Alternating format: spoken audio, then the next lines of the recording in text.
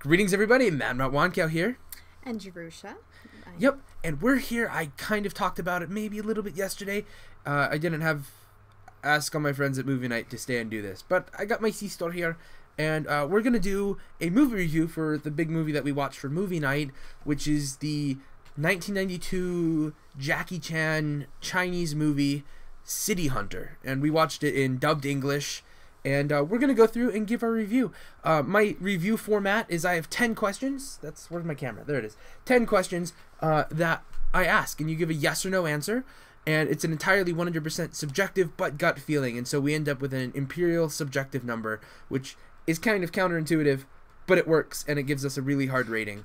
Average rating for most movies, like this system, with this system, a movie that scores a 10 by several people is really, really good. A movie that scores a 0 by most people is really, really bad. You have to be able to justify your rating a little bit as part of it, and so a lot of movies end up in the 6-ish, 7-ish range, and I think it's a very fair system. And so anything above that is really good, anything below that is less good. But hey, listen to people who review and see if you like how they do it. You ready to go? I think so. Awesome. First question of my list is, did you like it? Yes. Both of us liked it. It was a lot of fun. So yeah, it was basic quick synopsis of the movie. Jackie Chan is playing City Hunter, who is a private eye, and that's all I really know about the background of it. It kind of feels like there's some Chinese comic about this character that we don't know about, being American. And that it felt like a comic movie, not like a Iron Man type comic book movie, more like a Popeye comic book movie, or a what's the other thing I'm thinking of, or the Batman movie where you punch something and it says BAMF on the screen. That's the type of thing it was going for. This movie was utterly ridiculous, and it was intending to be ridiculous. It was fun. So, second question. Main character. No. I liked him because he was playing... the character he was playing was a lot of fun. I think he was very true to himself. I can see why people wouldn't like him, though. So. I just don't like the type of character he played, but liked how he acted it. I just don't prefer that type of character, And that's fine. Third question. The villain. The villain wasn't in it a lot, but the parts that it was... he was really good. He was a really solid villain material. Yeah. It wasn't really clear what his personal objective was, but he did personally shoot a lot of people because he was a terrorist or something. I'm not entirely... He was evil enough. He was evil enough. He was very evil enough, and he commanded the presence fairly well, and he got into a fight with Jackie Chan, where it was like a serious fight where he was using 3 or 4 different styles of weaponry, and... towards the end of the movie, there's just this really long fight between Jackie Chan and the villain, where the villain, isn't outright winning, but is, Jackie Chan isn't winning. And it's just a long, let's see how long of a fight we can get away with type of fight. But, yeah, I think he was a pretty decent villain. He was. Number 4, secondary characters. This is the supporting cast and crew. This also includes things like love interests, things like sidekicks, everything. I did not like it. I kind of liked them, mainly because they had some pretty decent fighting secondary characters and some very funny ones. That's very true. A lot of the characters, the characters were okay, and a lot of them were definitely exceptional and would be fun. I think... a lot of it is pulled from secondary, like from the source material that they're getting all of the City Hunter stuff from, and I think a lot of them pretty much deserve their own movie. But one of my personal things that I'm marking it off for is I think we only learned the names of 2 secondary characters, and I could not tell who was who. Any of the female secondary characters apart, and there were a lot of them. True. And I'm watching it, and there are a lot of them who I don't know their names. And they're all Chinese, and so they're all, Asian with dark hair. And they all pretty much look the same. And they were colors. Not very often. And then they changed costumes and stuff. And it just... it just confused me. The card throwing guy was awesome. He was. The big henchman guy who was the enemy's Tarzan. martial artist, Tarzan type guy. He was kind of cool, and but there was a lot of characters where I think a lot of it was Chinese stereotypes that they were trying to convert, and it just didn't work as well. Okay. So, the plot?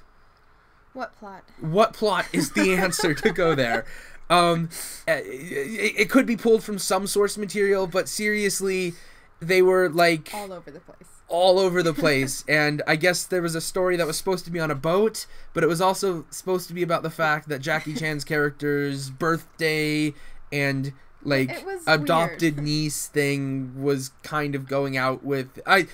Seriously, I don't know what was going on. I don't even know where that guy came from. And a lot of it was just, they were randomly throwing extra characters in, and people were like, "Oh, hey, you, can you do this?" And like, "Of course, we've done this before." And you're like, "Thanks." And there's no, I could not figure out a lot of the plot. A lot of it was just there. And I said that the villain's intentions weren't really clear. They weren't. And as far as I could tell, they were terrorists on a boat. That wanted money somehow. And so I couldn't tell if they were terrorists or thieves. And, the main villain goes around, kills a lot of people. Very high body count in this movie. True. And, a lot of it, I don't really know why there was a body count. Probably because it was cheaper to have people just passed out on the floor than to be wearing makeup where they've been damaged or something. True. I don't know. There's also a random musical number on a cruise ship where you have no clue what's going on. And they left it in Chinese, so you're like...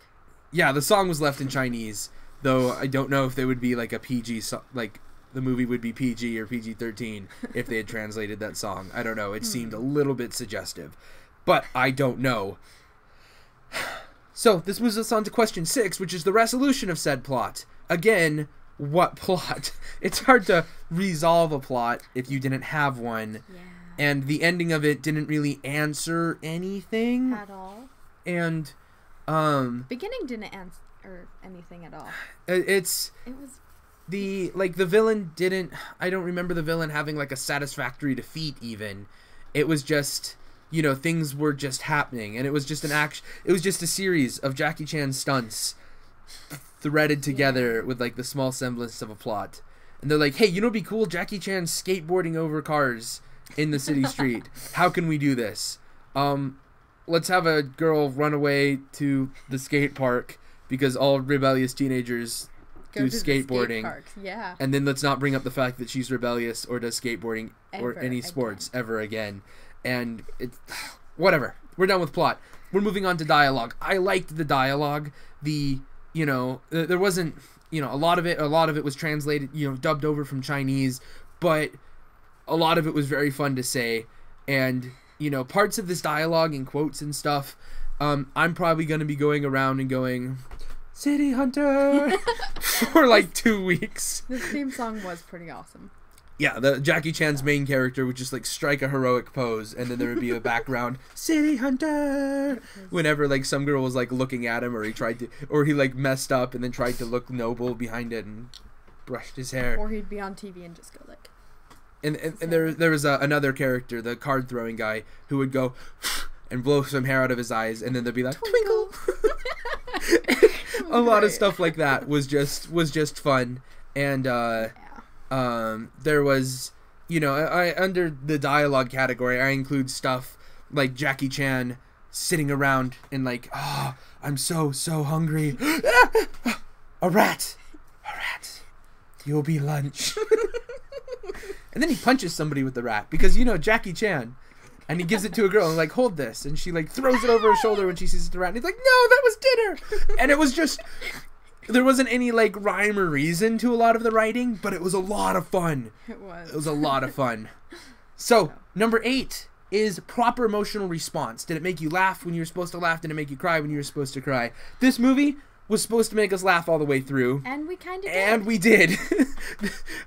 There was a couple of scenes where we probably didn't get the joke being American and not Chinese. But they were laughing, and that was funny enough. But we were laughing through a lot of it. A lot of it was really ridiculous. There is this fight where Jackie Chan gets like kicked into an arcade machine and kind of like blacks out and starts like seeing random things. And they start doing Street Fighter. And like seriously, I'll try and find a clip and include it down below. But it was good. Like Jackie Chan dresses up as Chun-Li and does it seriously and like actually pulls it off fairly well. It's really creepy how well he pulls it off. He made a great Chun-Li, and that was, and the thing about the Chun-Li is that there were like 6 female secondary characters who you could see coming in doing martial arts. And so who did they put in as Chun-Li after Jackie Chan had dressed up as one guy and like the 2 geek characters had dressed up as other people. So you're thinking in comes Chun-Li. You're expecting one of the female characters. Nope. And it's Jackie Chan. My friend who brought the movie hid that fact from me, this thing, and I almost didn't want to watch a Jackie Chan movie because I haven't been horribly impressed with it, a lot of his stuff. But this was amazing. So, Immersion maintained. This is one of the ones that we disagree on. Yeah. So, yeah. I was the one who said no, obviously, by the looking. It was good and all. It's just,